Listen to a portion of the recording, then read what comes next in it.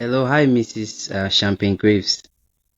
Hi, is this audio only or is this like video as well? Yeah, I chose not to make it. I chose not to make it video because it's dark where I am now, and you can't even be able to see my face. So I chose to just make it audio because where I am now, you can't even see my face. It's dark now. So this is Nigeria. It's Nigeria. So um, we're just going to do it from my end. It'll just be audio from my end. Then from your end, it can be video. And once again, I want to thank you for agreeing to do this. I know we've done a pre-interview, and I was so intrigued by the conversations we had and by what we're about to do this evening. So let me take my listeners back to when we met. Um, we actually got connected through talks.co. I was actually looking for a website where I could get guests on the podcast from all over the world. And luckily for me, I found talks.co. And when I found it, I created an account and I just left it there. I even forgot about it till one day I got an email telling me that 2 to 3 people were already interested in coming on the podcast to talk about what they want to talk about. And I when I tapped on the link, it took me to the inbox and I saw your message and I was like, wow, I was so in shock. I was so surprised because I wasn't even expecting I would get guests. Like I wasn't even expecting it. But you reached out and from there I got your number and we connected on WhatsApp and I just read your bio and I'm so impressed with what you do because what you do is a very integral part of life. You being a consumer behavior research strategist is it's very important. It's an important thing. So once again, I want to thank you for agreeing to do this podcast. Problem, thank you. I'm honored to be doing it. And I'm so excited for our conversation. I'm excited for what we are going to talk about, and I'm also excited because you are my first international guest on the podcast. That's super cool. Yeah. So Mrs. Champagne Graves is from Dallas, right? In Texas. Correct. That's where she's from. And I'm so excited to have her on the podcast. So, Mrs. Champagne Graves, I would love you to talk about a bit about consumer behavior. But before we get into it, I want to ask you, what made consumer behavior click for you? Did you get the question? I said, what made consumer behavior click for you? I'm sorry, the first part cut out, so I wasn't able to hear you. Could you repeat the question? Okay, I said, what made consumer behavior click for you? Well, what made it click for me was with my first business. I started my first business in 2018 with only $20, and the purpose of the business was to help women start and grow their own online businesses. And so what I really found when I was coaching these women was is that they were solving problems that they were having in their own lives, and so their business were essentially women selling to women. And I became really interested in how women buy, and then in turn why people buy the things that they do as well. Yeah, so the purpose of my first business was to coach women on how to start their own online businesses. And so what I found was that these women were selling to other women, and I became really interested in why women buy through that process. That's amazing. So, you talked about starting your business with $20. How was it like? Could you walk us through that?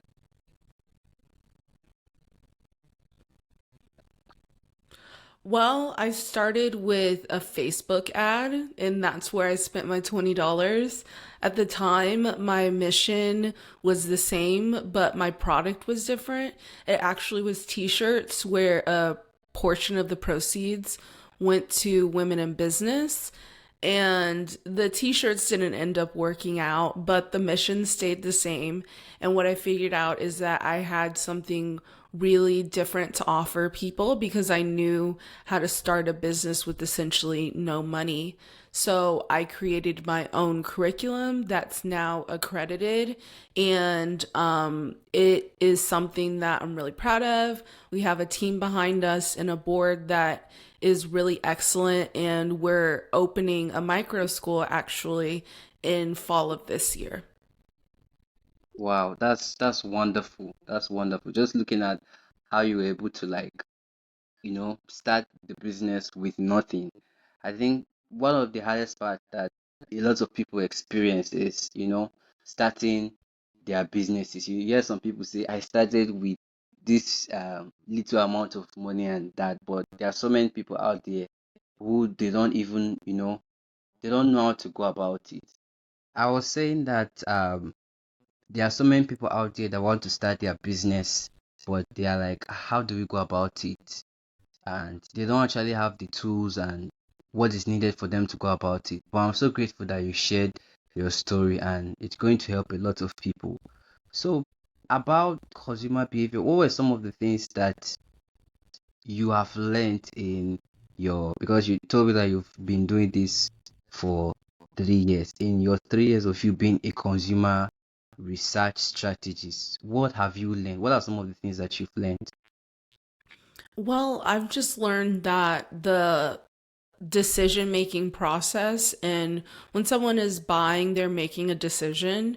So I've learned that the decision making process is a lot more complex than what we think it is, and that the buy happens a lot a lot earlier than necessarily when the sell happens, when we're specifically thinking about what I specialize in, which is women's consumer behavior. We are socialized as women to question our own decisions. And so that shows up in the buying process as well, and something that I call purchase panic. And that's not buyer's remorse. Instead, it's something that happens before a woman even checks out and buys your product or doesn't buy your product. These are the questions that are essentially running around in her head that is either justifying or denying the purchase. And so it's kind of like a panicking that's happening before the sell. So that's what I call purchase panic. And I see that happening across all consumer demographics.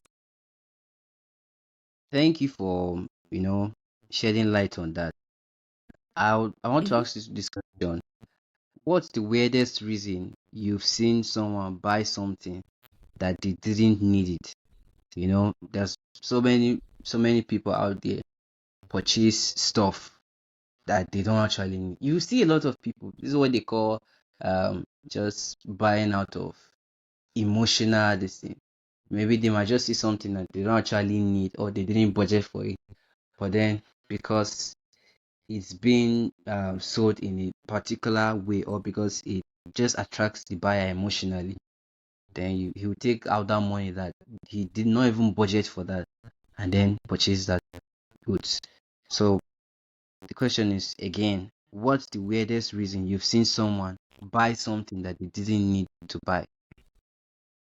Well, I think you kind of answered the question a little bit in that people will buy anything really, even if it's really weird, in order to feel like they're a part of something. So that's tapping on somebody's emotions right there.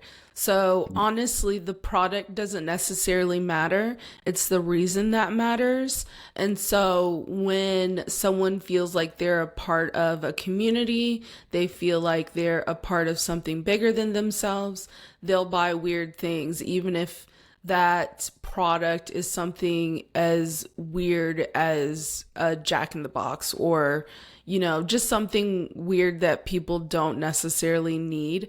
I see that happening because the products have really great marketing behind them. Sure, sure.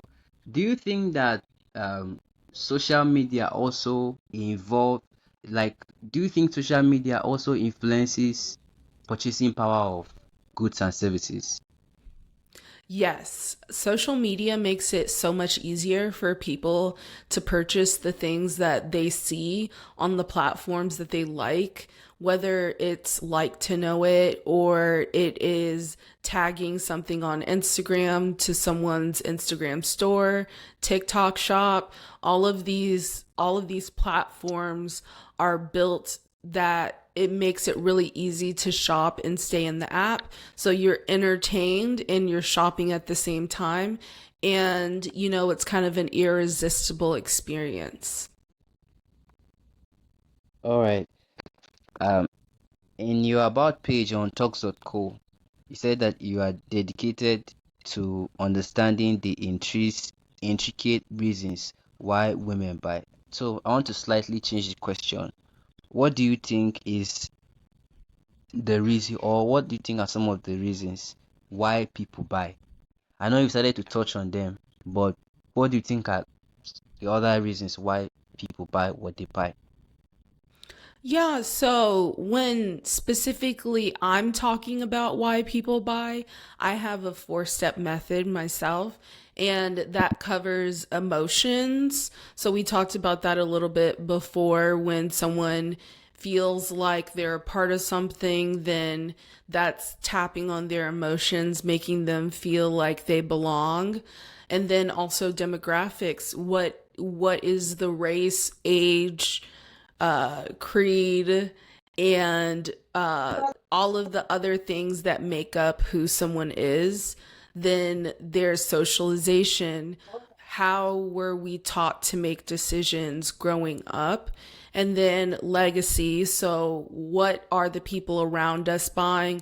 What have we seen our parents buy or the people that have raised us buy? Yeah, I think that is so, so important.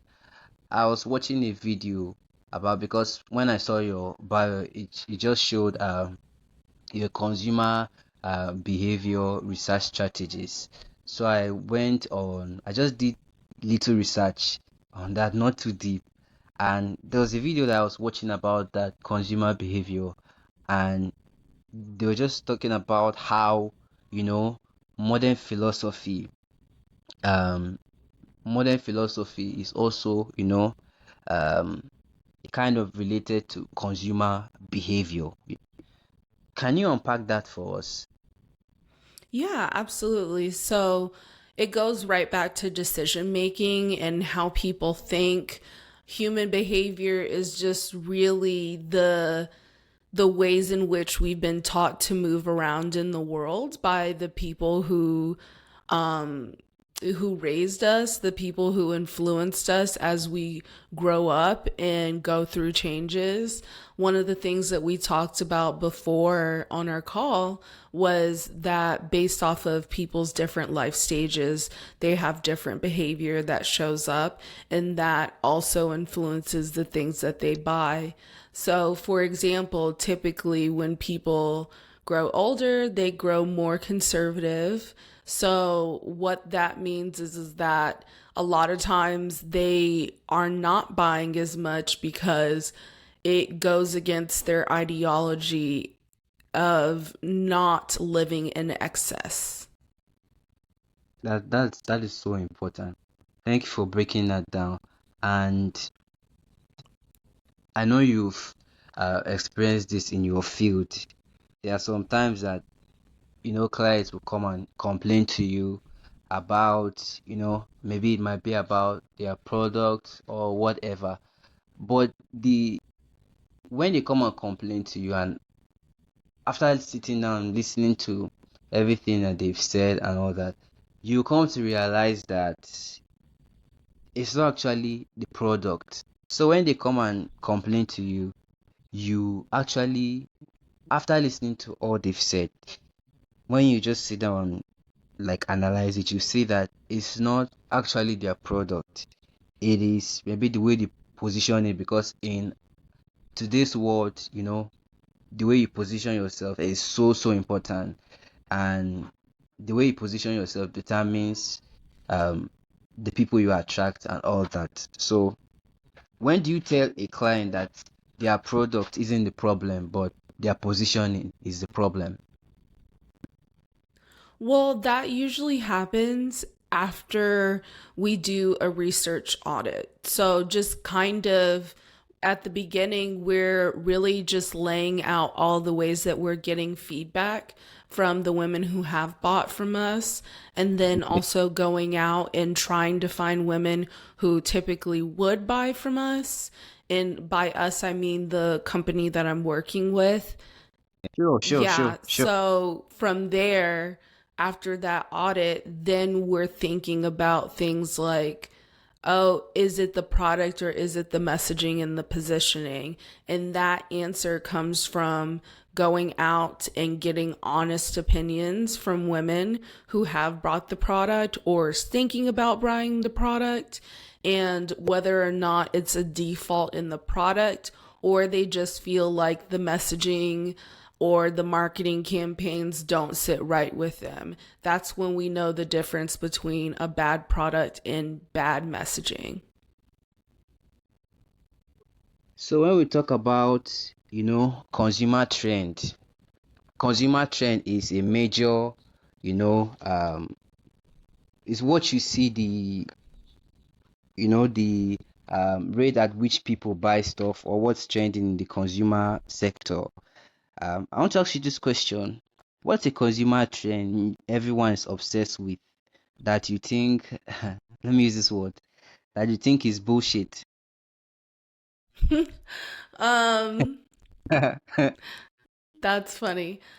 Yeah. I don't know. I think that one of the things that's kind of popping up right now in consumer trends is the maxing movements. Maxing, so looks maxing, Nona maxing, all kinds of different ways of saying that people are trying on different identities in a very extreme way.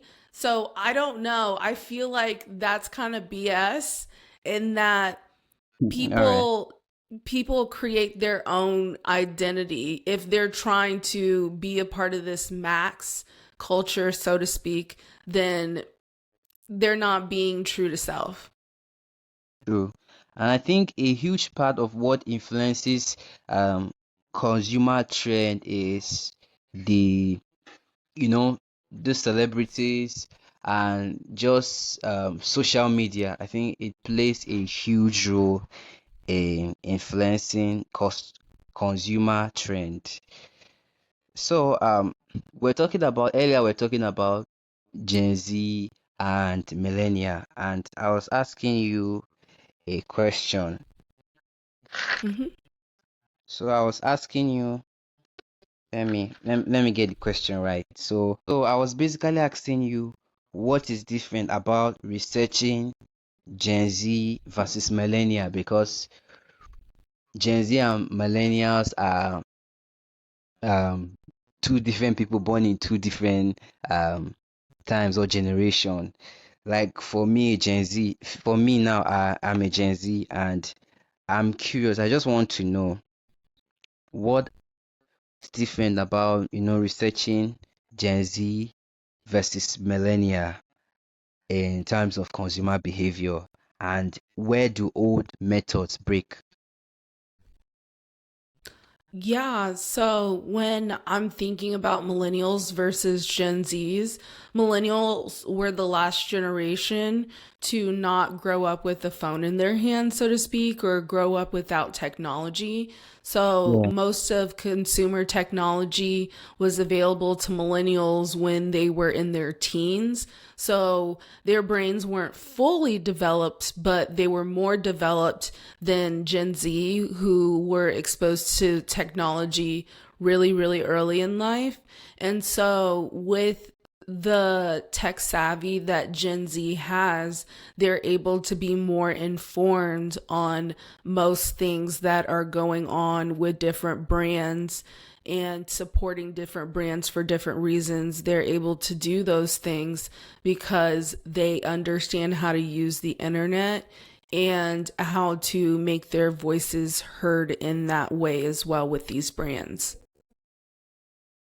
All right. So when we're talking about Gen Z versus millennial, I just want you to like do a rough, you know, estimation.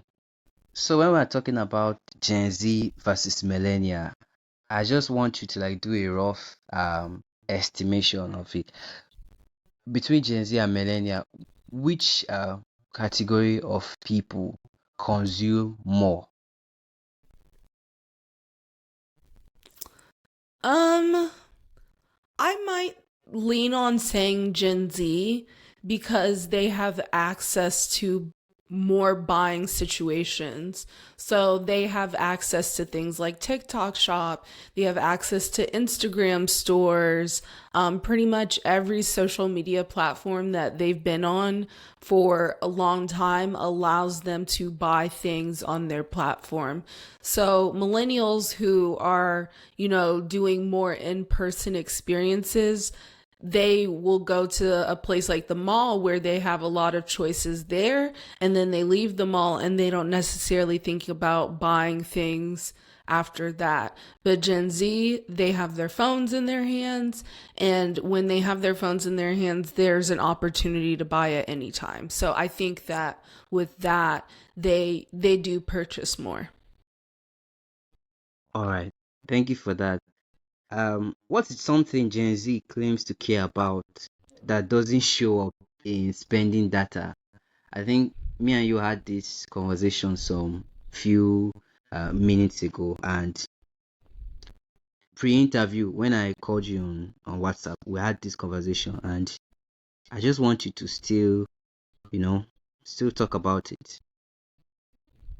Yeah, so when I think about the data and how it's showing up, Gen Z, they really are, or at least they claim to be environmentally friendly. They care about green brands, they care about sustainability, circularity, but it's not necessarily showing up in their purchasing. It may be because of economic distress or whatever may be going on with them not having access to as much money, but they aren't investing in sustainable brands. They're investing in things like fast fashion. They're investing in packaged goods that use single use plastics and those kinds of things. So the data is kind of presenting something different than what Gen Z are saying that they support. What's one thing that, what's one thing brands, because coming to the issue of branding is so important, and I just want to ask you, what's one thing brand thinks drives sales, but it actually doesn't even move the needle? What are some of the things? Because I think one of them is the traditional method, which is advertisement, like what you were saying earlier. You started your business and you moved to doing Facebook ads. I think advertisement on Facebook and all those things are the traditional method, and it's something that is being known. If you mostly tell somebody advertise on social media, it's mostly Facebook and maybe Instagram and the likes of it all. But that's the traditional advertising method. I want you to answer, what do you think? What's one thing brand think drives sales, but it actually doesn't?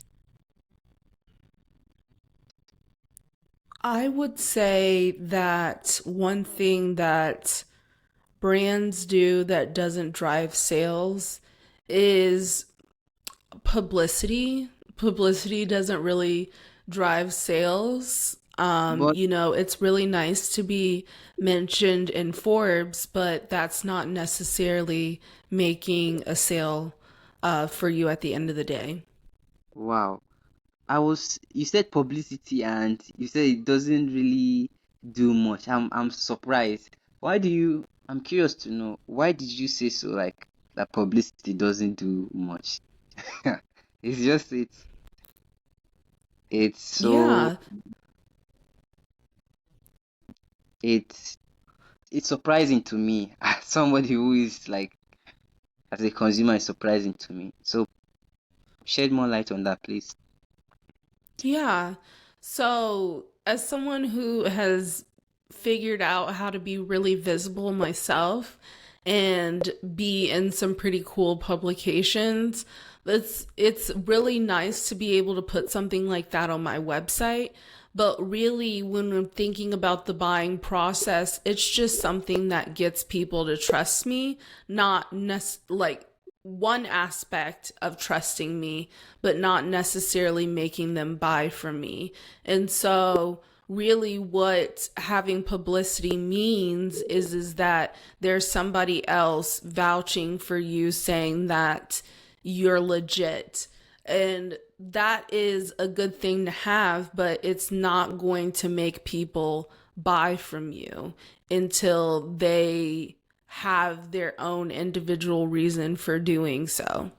Okay, so in your own experience, what do you think um, makes people to buy from you?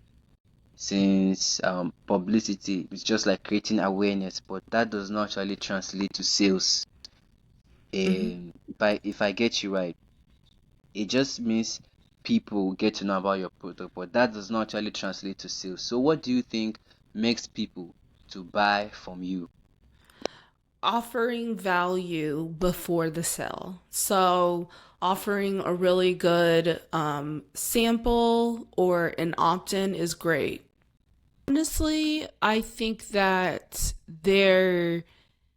the question just depends on the problem that people are going through in their business when it comes to selling to women. But more than anything, do women like what you're selling is the number one question. Yeah, that's so very important. Okay, I was asking you a question that when you're researching, what's the question you ask that makes people go quiet for 10 seconds? Okay, let's say um the question is on, you know, um okay, let's say you were asking, so when you are researching, what's the question you ask that makes people go quiet for 10 seconds? Okay, what if it was like a question on, you know, publicity or some other things like, you know, maybe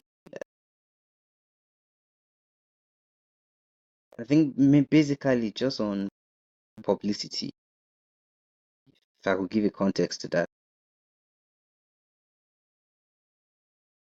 So you're asking what people ask me when it comes to publicity for their products? No, what I'm asking is that the question goes like this. When you are researching, what's the question you ask that makes people go quiet for 10 seconds? Do women like what you're selling? Okay, wow. Do women like what you're selling? That's actually that's actually a, very unexpected question. So I get it why people go quiet for a while. Um, Going back to consumer behavior, which is like the cornerstone of what we're going to be talking about or what we've been talking about for the past few minutes. What's a buying behavior you see now that would have been unthinkable 5 years ago? Purchasing things via social media. So TikTok shop, that would be something that wouldn't be existing. And then also learning language models and how that's popping up now in the buying process. So important. I want to ask you this question as a consumer behavior research strategist. Have you ever made a purchase that made zero sense on paper, but to you it felt right at the time? Sure. I myself have made purchases of luxury items, and the reason why I do that is because the brand's done a really great job at making me feel a sense of belonging, as well as a sense that their messaging and positioning was made for someone like me. Yeah, so important. When it comes to, we're talking about, uh marketing, and you said some people feel like, publicity is what is required to drive sales. And that's why you see when people do publicity and at the end of the day it doesn't convert so much people to buy their product and they don't make so much sale, they become frustrated because all their aim and their their ideology is that by like uh, publicizing your product and services, that's the way you drive sales. But you said that publicity does not necessarily translate to making sales, and it doesn't really it doesn't, it's just creating awareness, like building trust between you and people, but does not actually translate into sales. I want to ask you this question: if you could ban one marketing tactics forever, what would it be and why? Urgency marketing, because forcing women or making them feel anxious in the buying process, or forcing anybody rather as a consumer, isn't helpful, and it drives refunds and buyer's remorse. And so trying to pressure someone into a sale by saying that there is a limited stock when there isn't, saying that it is only available for a limited time when it isn't necessarily true, is something that I wish that people would take out of their marketing playbook. So important. It's important that the customer feel, the consumer feel safe and has the liberty to go for what he wants.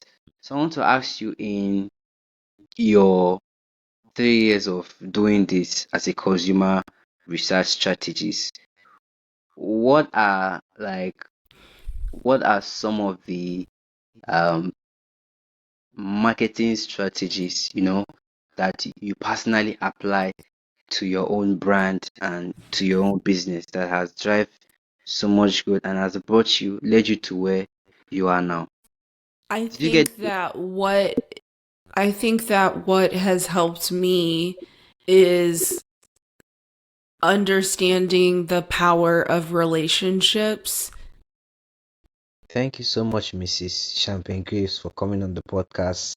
Thank you for your time and thank you for the value that you were able to dish out to my audience. I know that a lot of you will be listening to this episode from all around the globe, from US to Nigeria to Kenya to different parts of the world. And this is going to help, this is going to be helpful a lot to you, even as you navigate um, building your business, and also you navigate selling of your products and services. Thank you so much for listening. Thank you so much, Mrs. Champagne Graves, for coming on the podcast. Thank you for your time and thank you for um, teaching my listeners and people who are going to be listening to this episode. about consumer behavior and about how they can be able to, market their businesses and build their brand. It's a very important and integral episode. And I know that this episode that we did is going to help a lot of people, going to help you um, navigate your business and build it successfully, just like my guest, Mrs. Champagne Graves, was able to do her. She started from nothing, and today her brand has grew, and she got to that place that she wanted to. And yeah, that's the essence of this episode. So share to as many people that you can share to.